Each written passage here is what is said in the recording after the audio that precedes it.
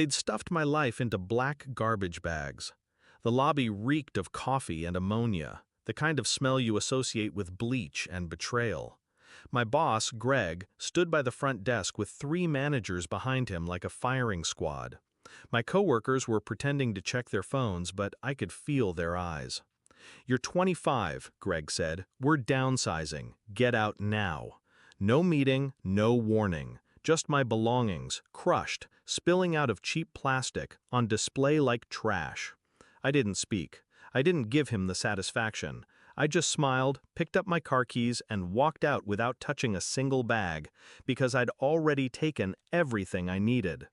Flashback, 1 year earlier.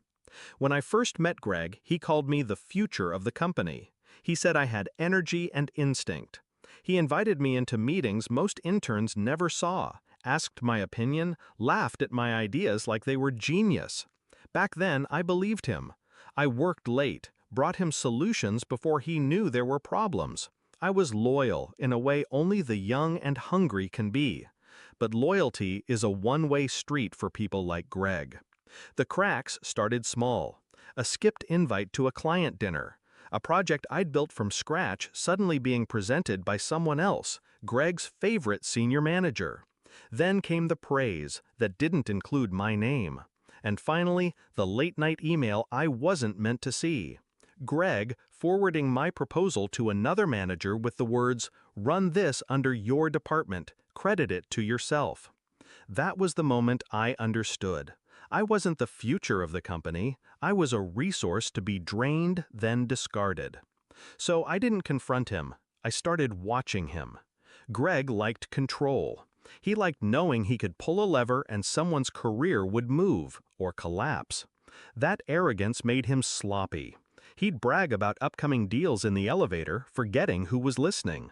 He'd leave signed documents in plain sight on his desk. I memorized names, dates, figures. By the time he'd stripped my projects from me, I already had something he didn't know I possessed, a map of the company's most valuable relationships. Planning started quietly. I stopped storing anything important on the company's server. I moved my work to encrypted drives at home. Every time I spoke to a client, I made sure to follow up from my personal email, just in case our server went down. Most responded. Many kept my personal contact on file. Some preferred it.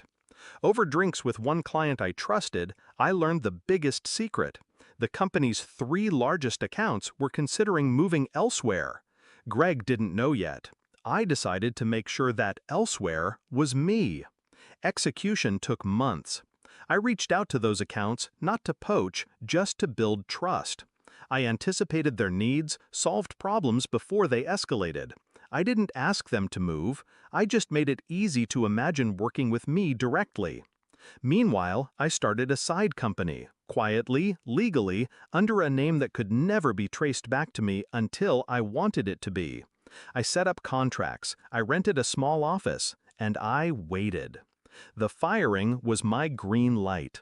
When I saw those garbage bags in the lobby, I knew Greg thought he'd humiliated me. That was his style, public execution to scare the rest.